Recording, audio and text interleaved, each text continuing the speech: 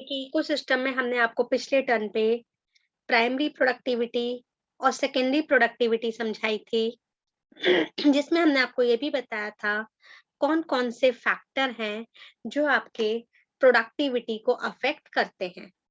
तो अब आ जाइए डिकम्पोजिशन। डिकम्पोजिशन क्या होता है?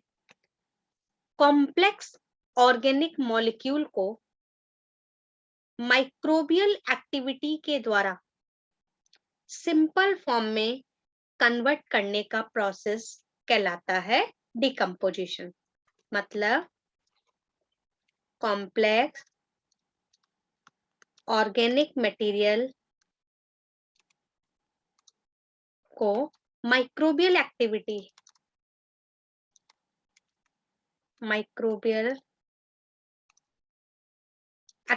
के द्वारा सिंपल इनऑर्गेनिक फॉर्म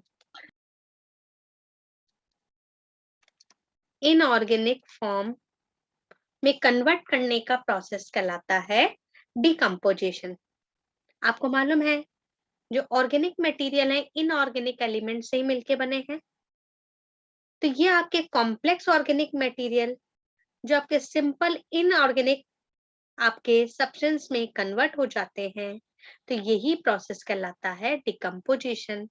और डिकम्पोजिशन जनरली माइक्रोब्स करते हैं जिनकी कैटेगरी में बैक्टीरिया और फंगस आते हैं।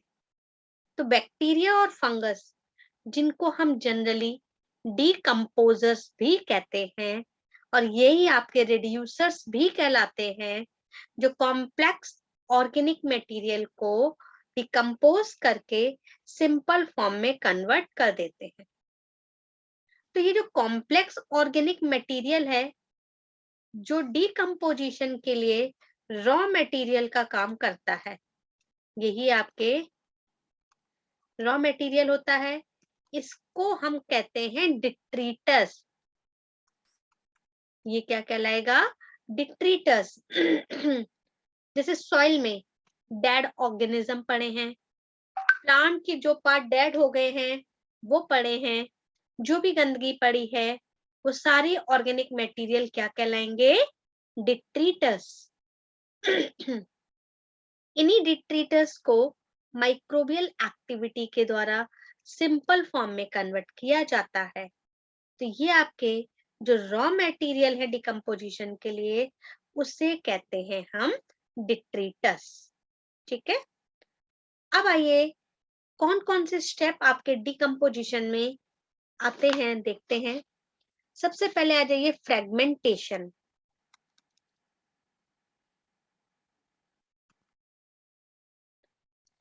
इसमें क्या होगा? जो डिट्रीटस को मतलब ऑर्गेनिक मटेरियल के बड़े टुकड़ों को स्मॉल पार्टिकल में जो कन्वर्ट किया जाता है छोटे टुकड़ों में, उसे कहते हैं फ्रेगमेंटेशन। बड़े बड़े टुकड़ों को छोटे छोटे टुकड़ों में जो कन्वर्ट किया जाता है उसे हम क्या बोलेंगे? फ्रेगमेंटेशन। ठीक। फिर आता है लीचिंग।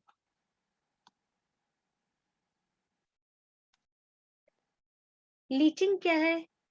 इस प्रोसेस में क्या होता है बेटा? सॉइल है, सॉइल में आपके जो न्यूट्रिएंट एलिमेंट है ये सब आपके न्यूट्रिएंट सब्सटेंस, अब सॉइल में आपके वाटर आएगा और ये न्यूट्रिएंट एलिमेंट वाटर में डिसॉल्व हो जाएंगे। जैसे ये न्यूट्रिएंट एलिमेंट है, ये वाटर में डिसॉल्व हो गए और वाटर में डिसॉल्व होके सॉइल में बहुत नीचे चले जाते हैं। हॉरिजन, सॉइल हॉरिजन में बिल्कुल नीचे की ओर प्रेसिपिटेट हो जाते हैं। तो यहाँ पे प्रेसिपिटेट हो जाने के कारण ये प्लांट की रूट को अवेलेबल नहीं हो पाते। तो ये प्रोसेस कहलाता है लीचिंग। जो मतलब जो भी इनऑर्गेनिक न्यूट्रिएंट हैं जो वाटर में सॉल्युबल हैं, तो वाटर में सॉल्युबल होकर ये वाटर नीचे जाएगा सॉइल में नीचे, तो ये आपके सॉइल होरिजन नीचे वाले होरिजन में चले जाएंगे सॉइल की, और इतनी नीचे चले जाते हैं कि और वहां पे जाके आपके जो है प्रेसिपिटेट हो जाएंगे, तो प्लांट को ये अवेलेबल नहीं हो पाते हैं। तो ये प्रोसेस कहलाता है लीचिंग। क्लियर? फिर थर्ड स्टेप है कैटाबॉलिज्म। कैटाबॉलिज्म, इसमें डिट्रिटस जो कि आपके कॉम्प्लेक्स ऑर्गेनिक मटेरियल है उसे सिंपल ऑर्गेनिक मटेरियल में कन्वर्ट किया जाएगा। कैसे? बैक्टीरिया और फंगस की एक्टिविटी के द्वारा, और फिर वो आपके डिकम्पोज होके इनऑर्गेनिक कंपोनेंट में कन्वर्ट हो जाएगा। कैटाबॉलिज्म में क्या हो जाएगा? कॉम्प्लेक्स ऑर्गेनिक मटेरियल जो है माइक्रोबियल एक्टिविटी के द्वारा किस में कन्वर्ट हो जाएगा? सिंपल ऑर्गेनिक मटेरियल में, और फिर ये बाद में जाके इनऑर्गेनिक सब्सटेंस में टूट जाएगा, इनऑर्गेनिक सब्सटेंस में ब्रेक हो जाएगा। तो ये पूरा प्रोसेस कहलाता है कैटाबॉलिज्म। और ये प्रोसेस आपके माइक्रोबियल एक्टिविटी के द्वारा ही परफॉर्म होता है। क्लियर? तो ये हो गया थर्ड स्टेप कैटाबॉलिज्म। फिर आता है आपके फोर्थ ह्यूमिफिकेशन।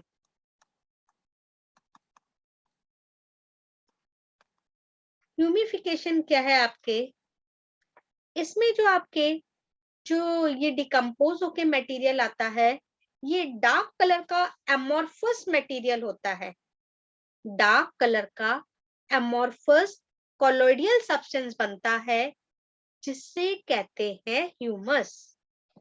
भाई माइक्रोबियल एक्टिविटी के द्वारा ये complex organic material simple form में कन्वर्ट हो गया। तो ये आपके जो सिंपल फॉर्म जो बनेगा, ये डार्क कलर का एमोर्फस कोलोइडियल सब्सटेंस होता है, इससे कहते हैं ह्यूमस। और अब देखिए, ये तो ह्यूमस में ऑलरेडी सिंपल फॉर्म है, तो और सिंपल फॉर्म में कन्वर्ट तो होगा नहीं। तो ह्यूमस जो होता है वो माइक्रोबियल एक्टिविटी के लिए रेजिस्टेंट हो गया, क्योंकि माइक्रोबियल एक्टिविटी से तो कॉम्प्लेक्स सब्सटेंस सिंपल फॉर्म में कन्वर्ट किए जाते हैं। तो ह्यूमस में तो ऑलरेडी ही सिंपल फॉर्म है, तो और आपकी माइक्रोबियल एक्टिविटी तो होगी नहीं। तो ह्यूमस जो है ये माइक्रोबियल एक्टिविटी के लिए रेजिस्टेंट होता है, या ये कह लीजिए इसमें डिकम्पोजिशन की रेट बहुत ही ज्यादा स्लो होती है। और इस तरीके से ये एक तरीके का न्यूट्रिएंट का रिजर्वर हो जाता है, क्योंकि जो भी डिकम्पोज होगा आपके स्टोर हो जाएगा। तो ये आपके जो न्यूट्रिएंट का रिजर्वर हो जाता है, और ये कहलाएगा ह्यूमिफिकेशन। इस ह्यूमस का सॉइल में मिलना ही कहलाएगा ह्यूमिफिकेशन। तो ह्यूमस क्या थी? डार्क कलर का एमोर्फस कोलोइडियल सब्सटेंस जो आपके माइक्रोबियल एक्टिविटी के बाद बना है, तो जिसमें वो सारे सिंपल फॉर्म में ही है सब्सटेंस, तो और माइक्रोबियल एक्टिविटी की जरूरत नहीं है। तो ह्यूमस माइक्रोबियल एक्टिविटी के लिए रेजिस्टेंट है, और इसी ह्यूमस का सॉइल में मिलना ही कहलाएगा ह्यूमिफिकेशन। ठीक। फिर आता है फिफ्थ स्टेप मिनरलाइजेशन।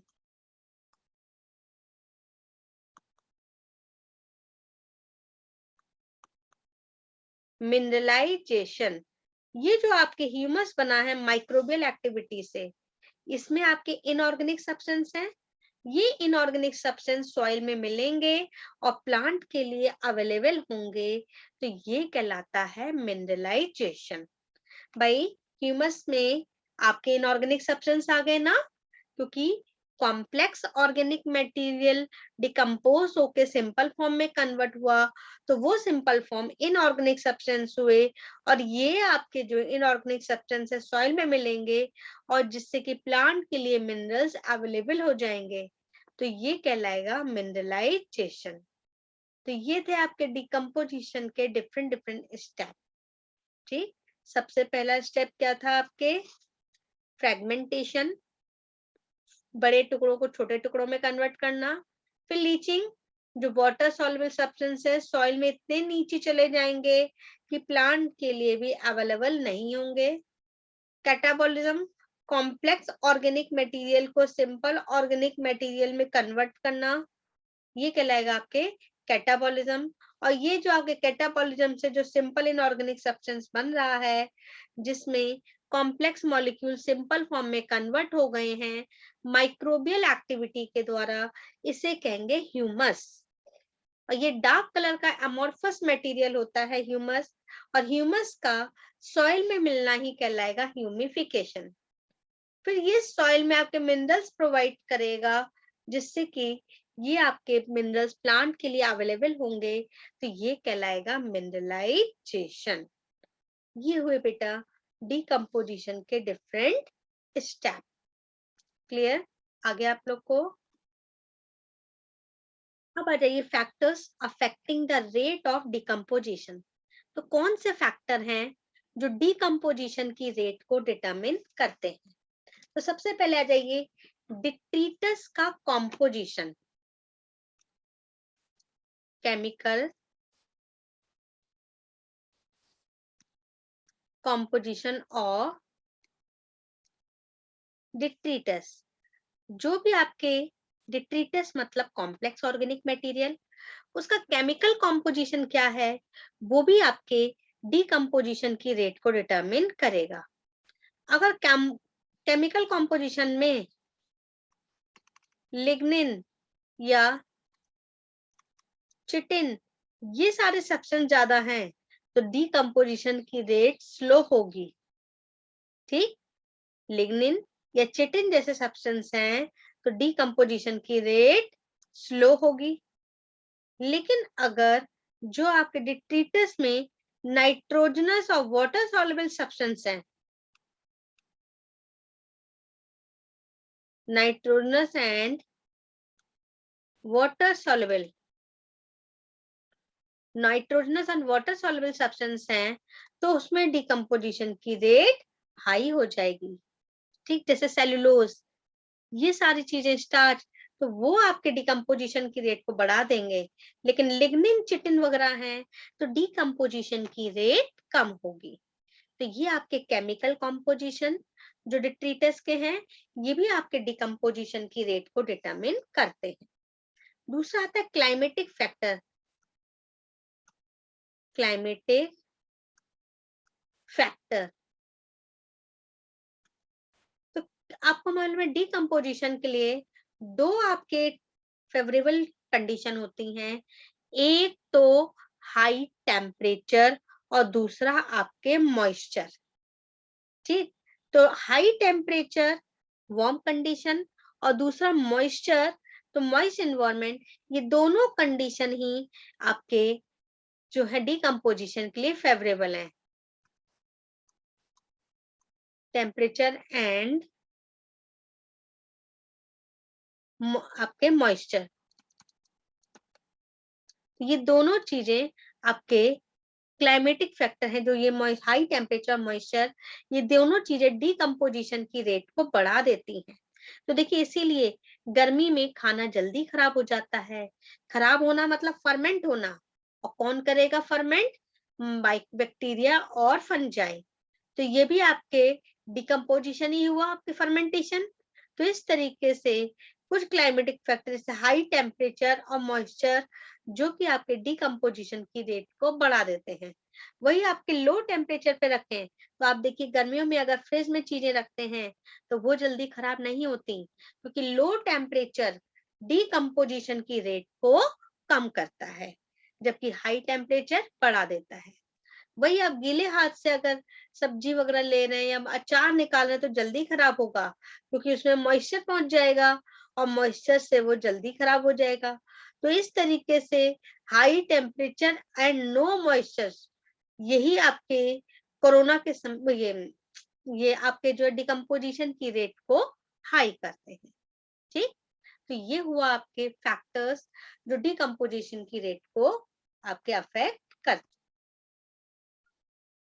तो ये आपके एनॉर्बिक कंडीशन समझ में आई। एनॉर्बिक कंडीशन भी डिकम्पोजिशन की रेट को कम करता है। ठीक, तो ये आप देखिए जो आपके पैक आते हैं चिप्स वगैरह के, ये आपके एनॉर्बिक कंडीशन एयर टाइट रहते हैं। तो एयर टाइट है इसीलिए जल्दी डिकम्पोज नहीं होंगे, तो जल्दी खराब नहीं होते हैं। ठीक, तो एनॉर्बिक कंडीशन जो कि डिकम्पोजिशन की रेट को कम करता है। अब आ जाइए energy flow in ecosystem. Ecosystem में एनर्जी का फ्लो कैसे होता है, इसके लिए आप एक साइंटिस्ट है लिंडमैन, जिन्होंने 10% लॉ दिया था, 10% law for energy flow in ecosystem का energy transfer in trophic level में दिया था। सबसे पहली चीज हम आपको बता दें, एनर्जी का जो एक्लिस्टिशियल सोर्स है वो क्या है, आपके सन। तो मेन सोर्स आपके एनर्जी का मेन सोर्स क्या है, सन। और आपको मालूम है सन की लाइट एनर्जी लेने की कैपेसिटी केवल ग्रीन प्लांट्स और कुछ फोटोसिंथेटिक बैक्टीरिया में है। किस किस में है, green plant, green plants and photosynthetic bacteria, photo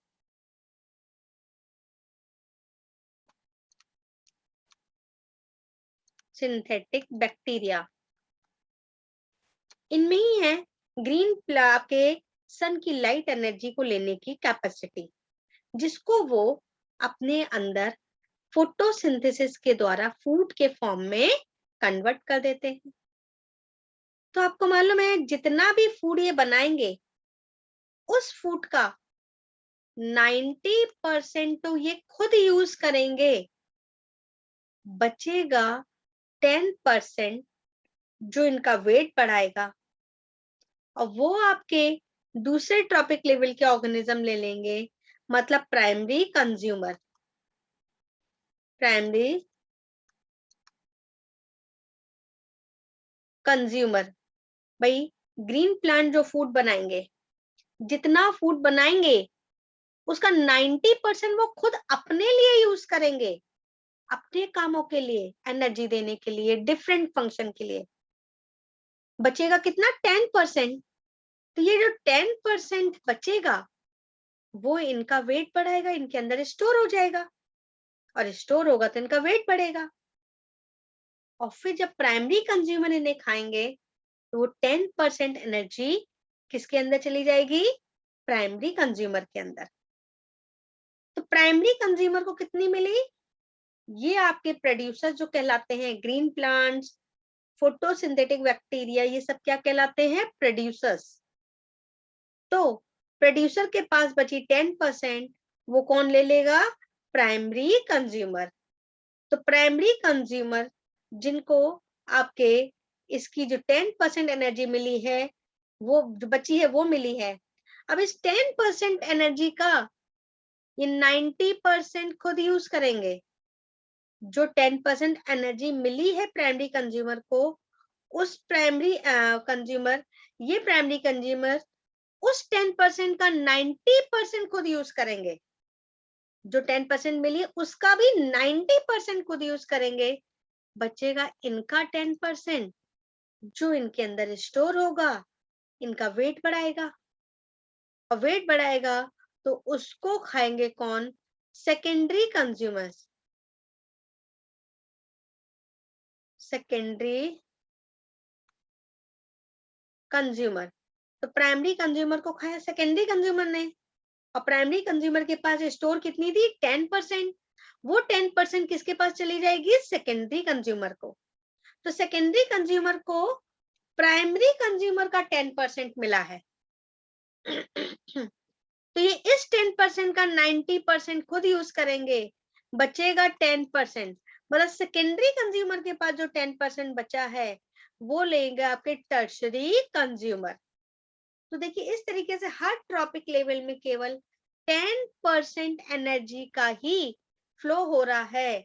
10% energy ही एक ट्रॉपिक लेवल से दूसरे ट्रॉपिक लेवल में जाती है।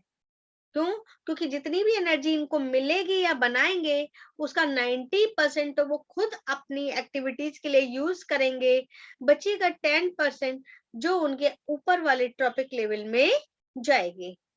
तो इस तरीके से ये था आपकी eco energy flow in ecosystem, जो आपके 10% लॉ को फॉलो करता है। क्लियर, तो एनर्जी फ्लो इन इकोसिस्टम। अब देखिए बेटा इकोसिस्टम में डिफरेंट ट्रॉपिक लेवल क्या क्या होते हैं।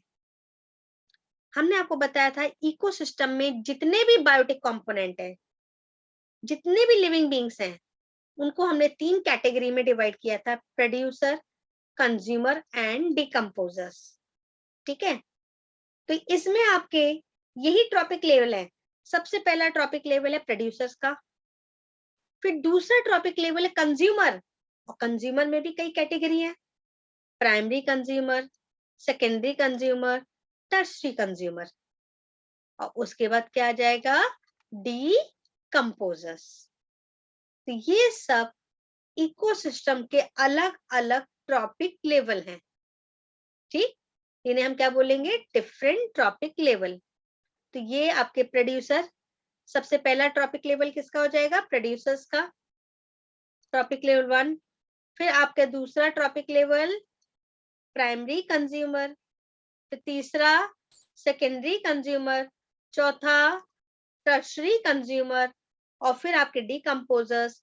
तो इस तरीके से ये कहलाते हैं अलग अलग ट्रॉपिक लेवल। ठीक, अब आइए, अलग अलग ट्रॉपिक लेवल के जो ऑर्गेनिज्म हैं वो आपस में फूड के द्वारा इंटरकनेक्टेड रहते हैं, जिनके बीच एनर्जी का ट्रांसफर होता रहता है। जो अलग अलग ट्रॉपिक लेवल के ऑर्गेनिज्म हैं वो आपस में इंटरकनेक्टेड रहते हैं फूड के द्वारा, तो वो कहलाती है फूड चेन। जैसे आपने देखा, ये आपके ग्रासेस हैं, मतलब प्लांट, तो इनको खा रहे हैं आपके, मान लीजिए इनको किसने खाया, रैट ने खाया। ठीक, फिर मान लीजिए रैट को स्नेक ने खाया,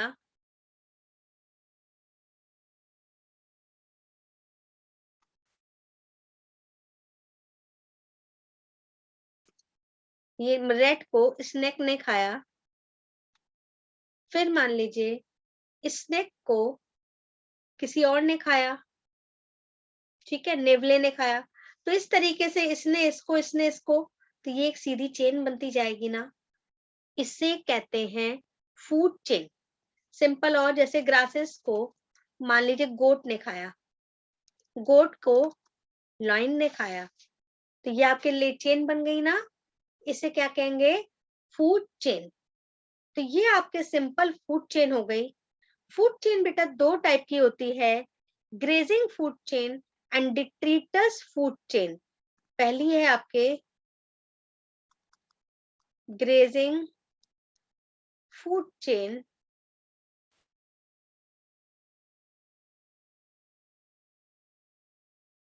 और दूसरी हो जाएगी detritus food chain.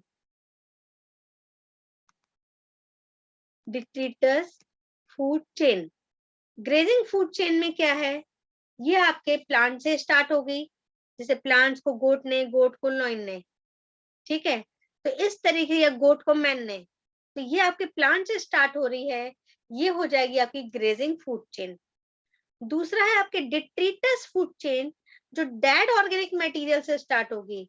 Dead organic material जैसे डेड लीव्स हैं, इन सबको आपके वुड लॉस, मतलब आपके इंसेक्ट्स वगैरह खा सकते हैं, फिर इनको बर्ड्स वगैरह खा सकती हैं, ब्लैक बर्ड। तो इस तरीके से जो डेड ऑर्गेनिक मटेरियल से स्टार्ट होगी वो कहलाएगी डिट्रीटस फूड चेन। ये हो गई ग्रेजिंग फूड चेन, और ये हो गई आपकी डिट्रीटस फूड चेन, जो डेड ऑर्गेनिक मटेरियल से स्टार्ट होगी। और आपको मालूम है डेड ऑर्गेनिक मटेरियल को तो खाने के लिए माइक्रोब्स ही आते हैं, इंसेक्ट्स वगैरह आए उन्होंने खाया, फिर इनको ब्लैक बर्ड वगैरह ने खाया, तो ये आपके डिट्रीटस फूड चेन हो गई। ठीक, क्या कभी भी इंडिविजुअल फूड चेन सरवाइव कर सकती है?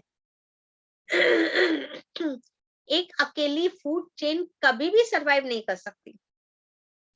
मान लीजिए गोट को अगर ग्रासेस नहीं मिली तो ये भूखी मर जाएगी ना, लायन को अगर गोट नहीं मिली तो लायन भूखा मर जाएगा। तो इंडिविजुअल फूड चेन कभी भी सरवाइव नहीं कर सकते। हाँ, जब हर ट्रॉपिक लेवल पे फूड के लिए डिफरेंट डिफरेंट सोर्सेस हैं, कई ऑप्शन हैं, तो बन जाएगा food web. Food web survive कर सकता है। तो इस तरीके से ये आपके फूड चेन और फूड वेब होगा। फूड वेब में क्या होगा?